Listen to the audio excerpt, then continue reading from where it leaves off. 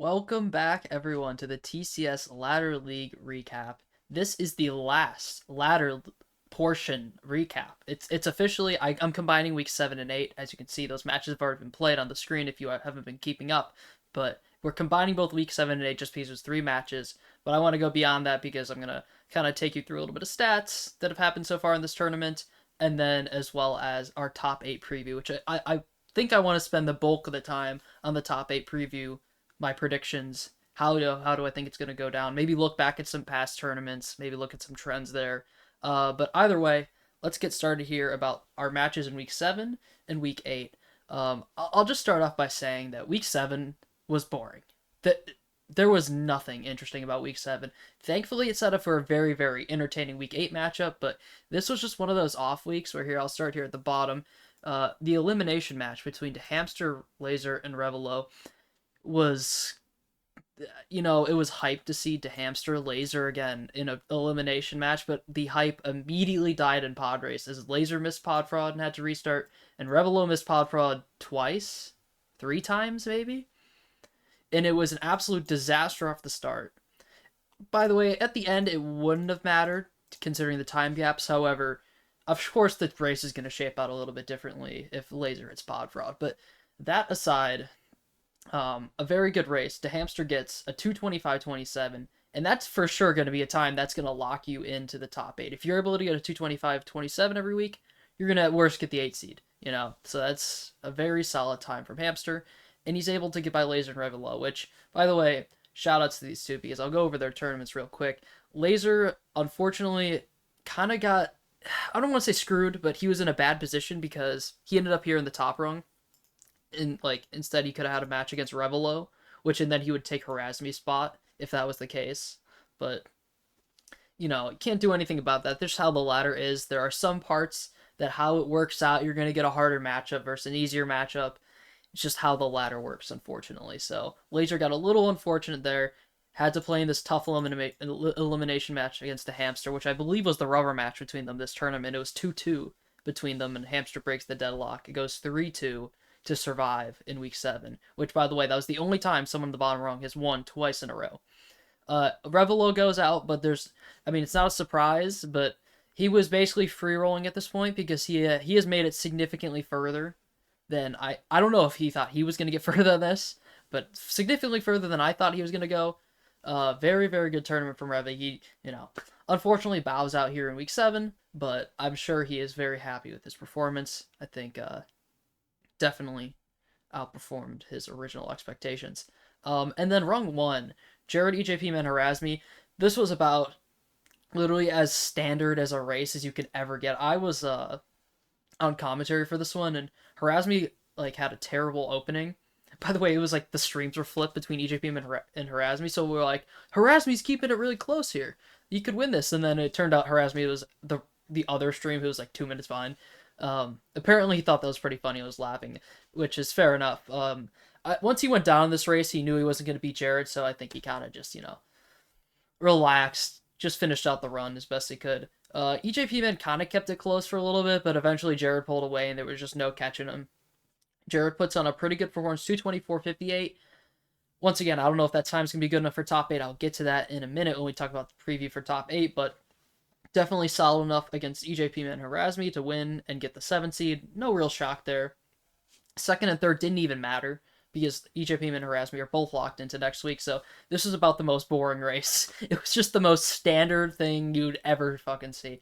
Besides the fact that Harasmi was just kind of, chilling out.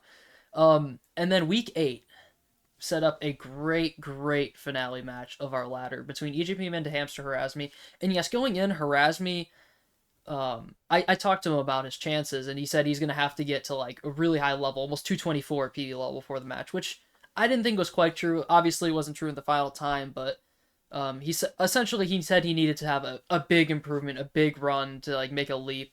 Which is definitely fair enough, and we all know he's got the potential for a big PV right now. He's got 229 PV. He can definitely get a big PV. Obviously, he needed it here. It didn't happen, but what are you expecting him to in a race with saves to get a massive PV? It's not going to happen every time, So no falter to Harasmi. He very much outperformed his seed this tournament. I'm sure he had hopes for the 8 seed, judging by, like, how good he's been doing on, runs outside of just ladder league. But he doesn't. I mean, still a really good showing in ladder league for Harasmi. Nothing to falter him here. He just has an unfortunate last race in week 8, but he made it all the way to the last rung, and I mean, trust me that he was just a step away from the top 8, which is, the cream of the crop when it comes to this competition. And then let's talk about the EJP man to Hamster race, because man, as someone who has EJP man as the 8 seed, I was rooting for him. I love the Hamster because he's a Batman runner. I got that bias, but EJP man, I was backing this guy from the beginning of the tournament, and he was really showing up this tournament too. I was happy about it. He's improved his PB a lot, and what a fucking heartbreaker, man. From the gun, he was in first, and he didn't lose his lead until GTF. I mean, that I love you, AJP man, but that is a heartbreaker. That is a absolute heartbreaker. Lead from negotiations to best spin and lose.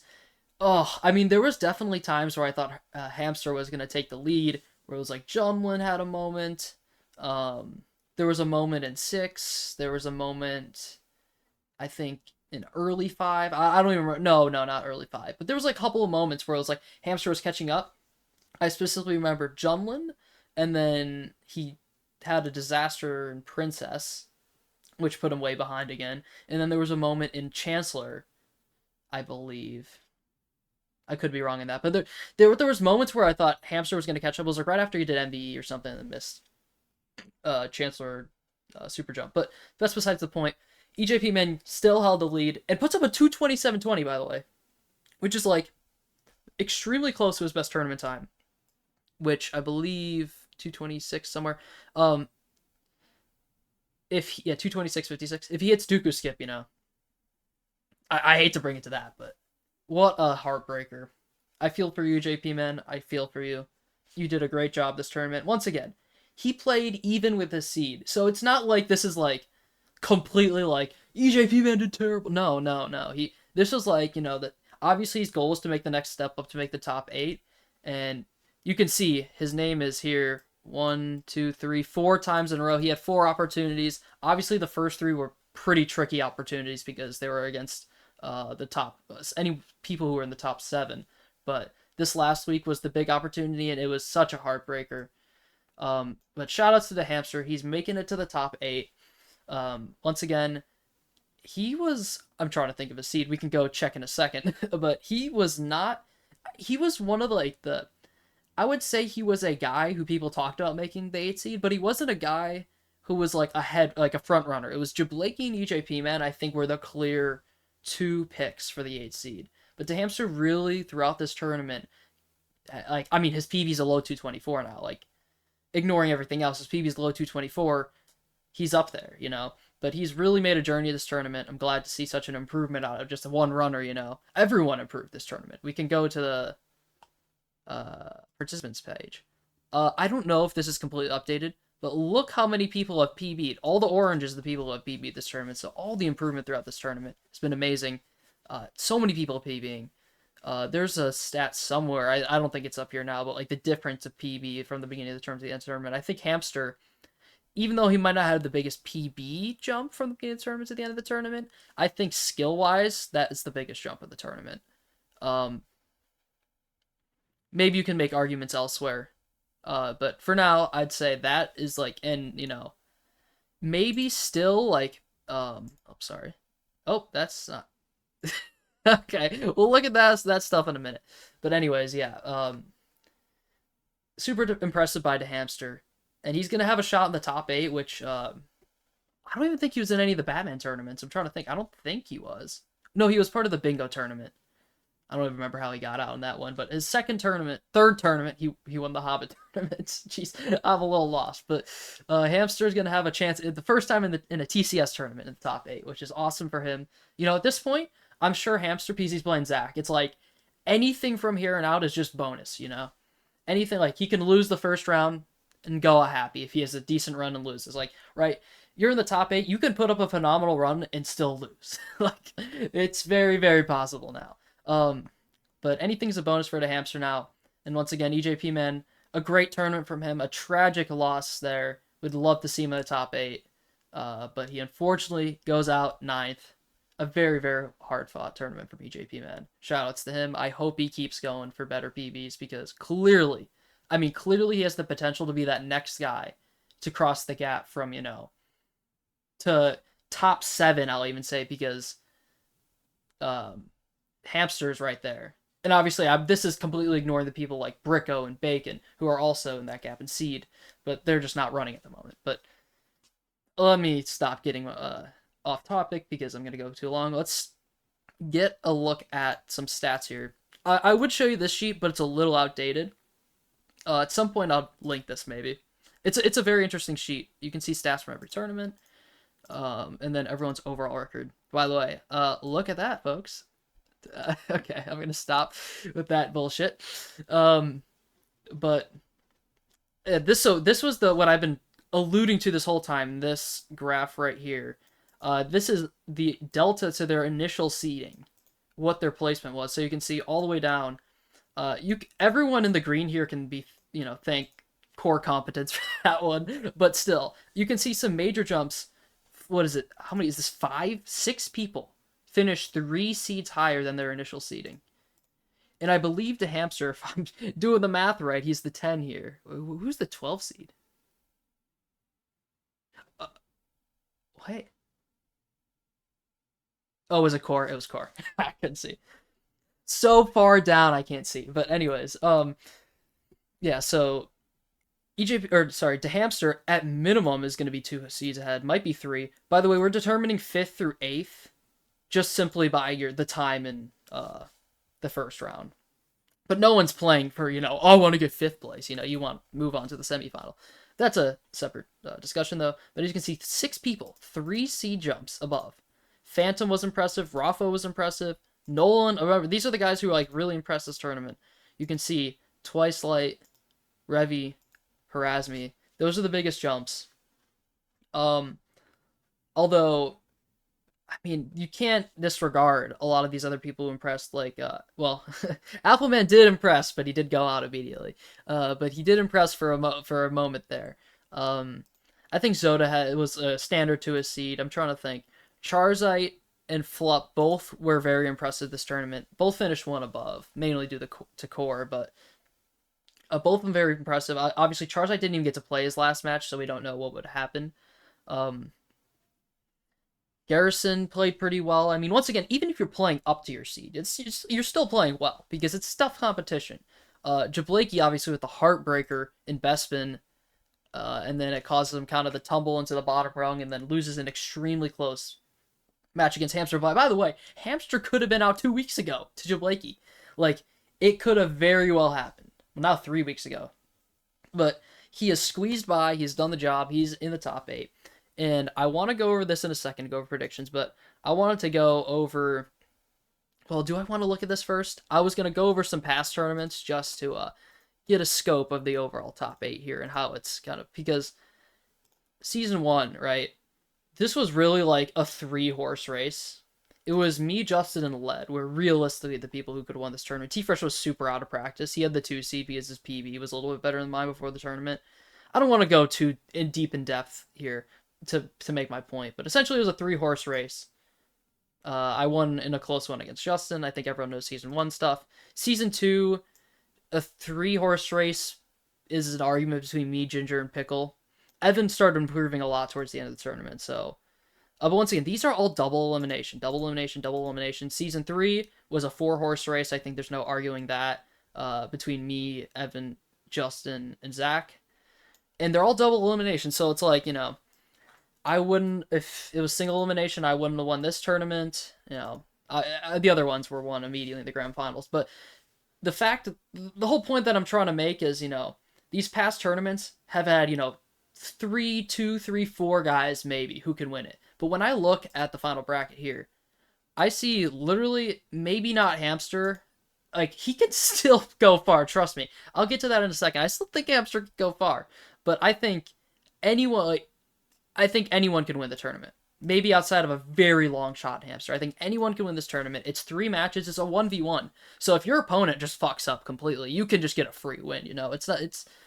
It's the 1v1s in a single elimination setting. We've seen in the past those can go literally any which way, unless the skill gap is huge, you know, which there's really no huge skill gaps. And yeah, I guess I wanted to point out the early tournaments to show. Oh, I won 2 of them, and Zach won 1 of them. But by the way, Zach has not lost a single tournament yet. Chat. I know I showed these stats and bragged, but I don't think Zach has enough like matches to even log himself because I think he's only 5 total tournament matches. Um, 4 wins in the first tournament and then 1 win in this tournament. But that so let's go match by match here. I'll go down the line. I'm gonna do since I'm not gonna do an update since we're cramming kind of the top 8 in a small time frame. I'm not gonna do like a quarterfinals reaction or in like a semifinal reaction and a final. Like I'm just gonna do everything at once. I'm gonna do a full recap at the end. Um, so I want to do the full predictions right now. I'm gonna go a little more in depth on each match here, but and then I'll even do like hypothetical in depths of potential semifinals or finals. But anyways, let's start from the top. Zach versus the hamster. And before you guys say just yeah, Zach, move on. Hold up, hold up. Once again, Zach hasn't played in a long time. I don't know if he's secretly playing offline. I very highly doubt. I can tell you guys, I very highly doubt Zach has played any offline.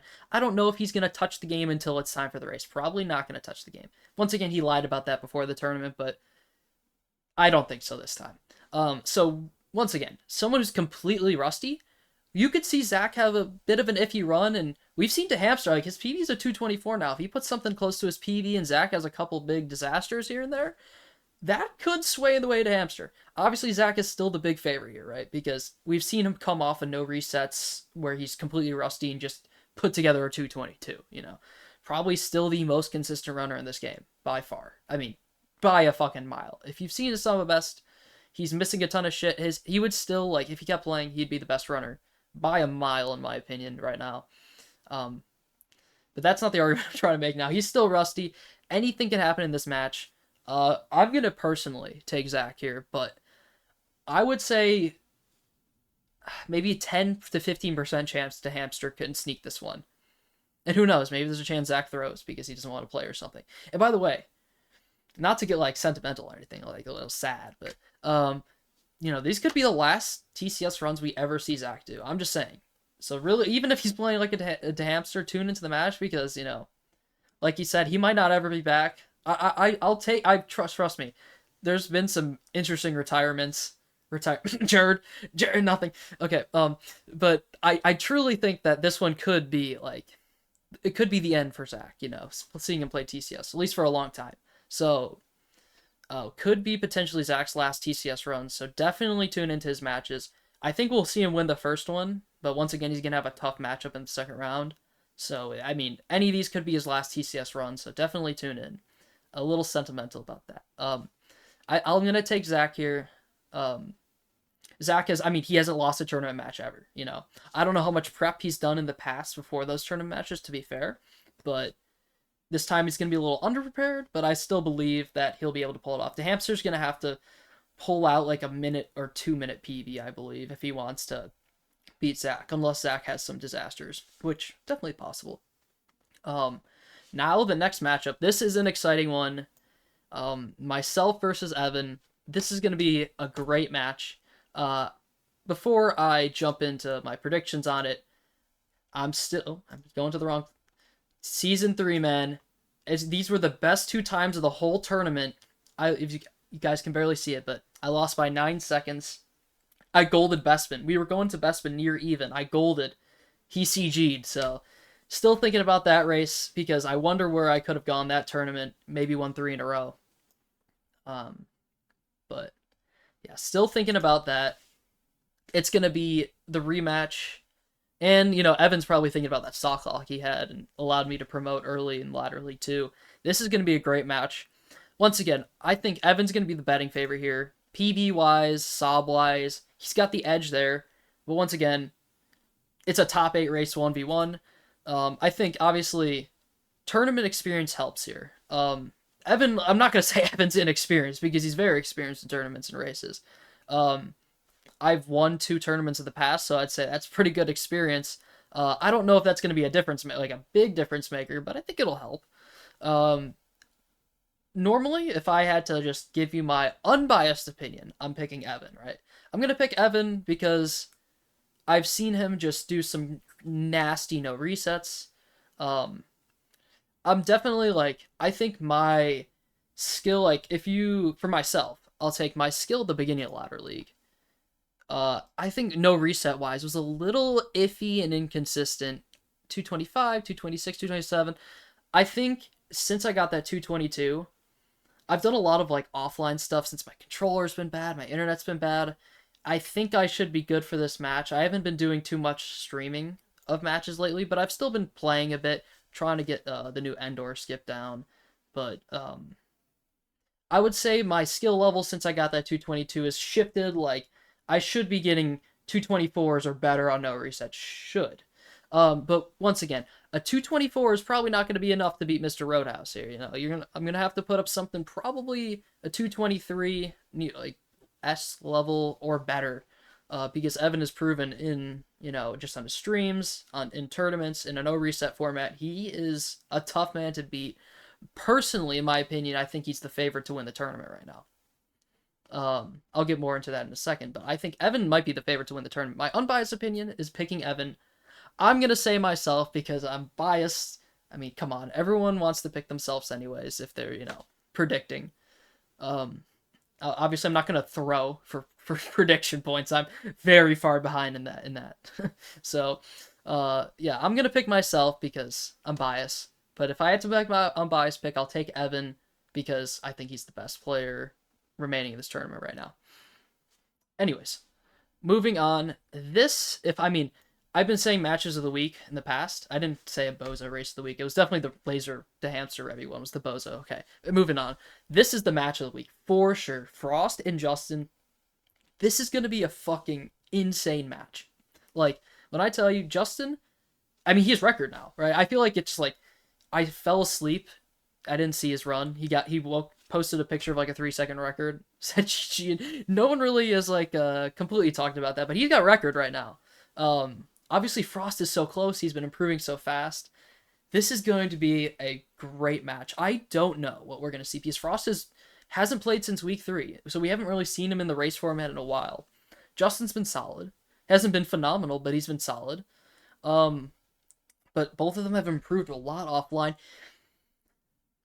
If I had to make a pick in this matchup, oh, it's so tough because both these guys have been so good lately. Part of me wants to pick Frost because I can't even say I would say he's been playing more consistently, but no, Justin's definitely been playing a lot.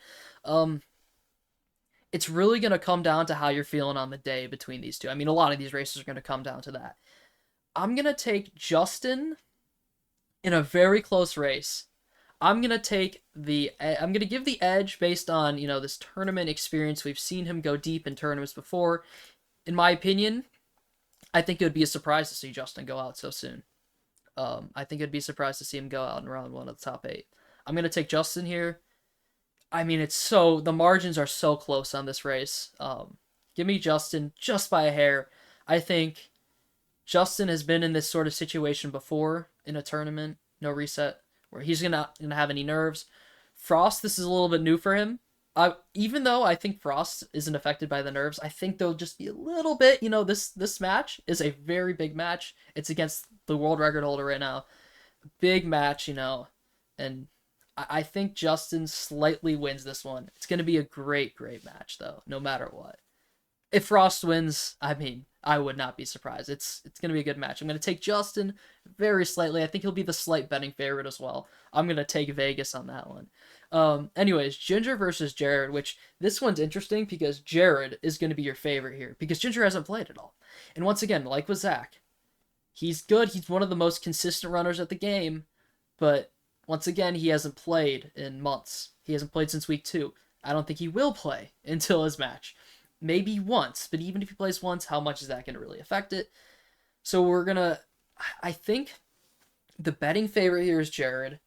And once again, I don't think you can I don't think you can hold Jared too much on the fact that he has had some poor performances this tournament.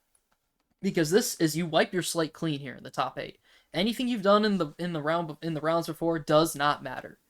Sure, I guess it gets you your matchup here, but it does not matter anymore. All that matters is this race. You are on an equal playing field as Zach Muffin, who immediately qualified, So I'm not gonna hold Jared to those bad times before in the tournament. I say he wins this match. Ginger, I'd say he's good at no resets, but not nearly as good as Zach. I'd say Ginger maybe gets a 223 here at best, a high 223, maybe a 224, but it could get worse. Trust me, Ginger, I'm rooting for you, man. I hope you win this whole tournament, but no offense, I don't think you're gonna win this match because I think Jared's gonna come out really strong. Oh man, I think Jared wins this, but I wouldn't be surprised it's a little close, but I think Jared will win this one. Um, that moves us on to this hypothetical semifinals. I'll continue with my unbiased. I'll take my unbiased picks here and say Evan versus Zach, which would be a phenomenal matchup, by the way, for a semifinal, which could definitely be a grand final. But once again, I don't really know what form Zach is on. All I know is that Roadhouse, he's come to play in this tournament. The only bad time he had was a Droid Factory softlock. So I will take the betting favorite here, Evan over Zach. Zach, his first ever tournament loss, which might be the last run he ever goes out on, which would be kind of crazy. It would be a clash of the Titans here. I'm going to take Evan over Zach. And if it's myself versus Zach, I'll take myself. I'll take myself. Anyways, Justin versus Jared would be another insanely close match. And once again, I'm gonna lean again because it's so close. I'm gonna lean on the consistency. I'm gonna lean on the experience. I say Mr. Wii Super wins this matchup against Jared. I think Jared has a good percent chance of just popping off and getting a time that Justin just like can't reach. I think like the ceiling for Jared is higher than the ceiling for Justin, but the floor is significantly lower for Jared than Justin. I think the margins for Justin are pretty damn tight. Like he's gonna get within a solid range every time. Jared, I think, is a little bit more fluctuant. I'm gonna take the more consistent path. I'm gonna take the safer path because nerves come into effect. You're playing a little bit different than not a little bit different. You're playing different. Oh, my headset has died again. Happens every damn recap. But anyways, don't need it. I'm gonna take Justin and Evan to the finals, which would be a great finals to see. Justin, by the way, has 2 out of the 3 he didn't play in season 2, so that would be 3 out of the 3 tournaments he's made to the finals. He hasn't won though. He's gotten second place in every single one. And in this hypothetical, in an Evan versus Justin final, oh, this would be insane. Or myself versus Justin. By the way, if myself and Justin get into a final, take away anything about like maybe PB difference, which is only like a minute, but take away any of that. That would be insanely hype. I think myself versus Justin in a final would be fucking insane. But realistically, Evan versus Justin in the final would be insane. I'm gonna have to say, oh god, I don't even know because it's so tough to just say this because Justin could just get out in the first round. But I'm gonna say Justin breaks the curse. Mr. Wii Super breaks the curse and wins the tournament. That's my prediction. It's probably gonna be completely off. The second round's gonna be me, Hamster, Frost, and Ginger. It's gonna be that shit. The second round. So I'm probably gonna be totally off. But I'm gonna take Mr. Wii Super as the tournament champion, which is a huge shout over Mr. Roadhouse. I think it'll be one of those finals where like both guys put up insane times. Because what we saw in season 3, when these were like season 3 between the top 4 guys, our PBs were all kind of close. Look at these races. Ignore me versus Justin because I was totally rusty. I don't even remember what happened in that race. Evan versus Zach. It was like a minute 15 or something around there. Me versus Evan, 9 seconds. Justin versus Evan, 2 seconds. Justin versus Zach, I can't see, 20 seconds. Justin versus Zach again, 11 seconds. Like all those matches were so insanely close. I think we'll see similar stuff here, at least for most of the matches or half of them. But yeah, holy shit, I've been recording probably for so damn long. It's only 30 minutes actually. Okay. I thought it was been like 50 minutes of me yapping. Anyways, that is it for my recap on the ladder portion. That is my preview for the top 8. I'm certainly not rooting for Justin to win. I'm rooting for myself. But my prediction is Wii Super, Mr. Wii Super himself, to win the tournament is my prediction. Um, Even though I think Evan is I would say Evan's the favorite. If I guess I'll quickly go through my odds, because I think there's a pretty distinct difference. In my opinion, while this side of the bracket has some really good runners, I think for the top side has the best tournament players. Minus Hamster. I'm sorry. Um, I think Frost and Jared are a little too unproven. Same with Ginger. I mean, once again, you can't really fault Ginger too much because he really hasn't been in the mix too much. Like season 2, he went deep, but then season 3 he got out early. But once again, that was so long ago that it's like you can't really like fault him too much on that. But I see a little, besides Justin, a little inexperience, a little bit of like I think their ceiling and floor are big between like Frost, Ginger, and Jared. And then myself, Zach, and Evan, I think it's a more concealed, you know. So I think the top half of the bracket is a better for tournaments, and I think that's the stronger half.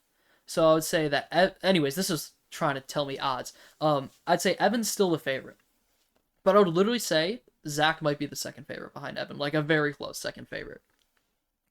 After that, I think Jared is probably the third favorite. By once again, these are all small margins between everyone. Then I would say Justin slightly over Frost. Then I would say me and Ginger is going to be so close too. I think. Oh, by the way, nice spelling of E Roadhouse. Didn't even see that. But anyways, I'd say maybe Ginger just because he's in the in a path where once again, I said we can't hold Jared against his past tournament times, but once again, I still think his floor is a lot lower. He could go up against a Jared who's on the floor, So I'd say his path's a little bit easier in the fact that he is playing more fluctuation of players. So I'd say Ginger, then myself, then to Hamster is probably the favorite, like the odds. But anyways, of course, that will be it for the recaps until the end of the tournament where I'll do a big recap of the top 8. Maybe I'll do what Anonymous does and pull out the videos because I think that's a cool thing.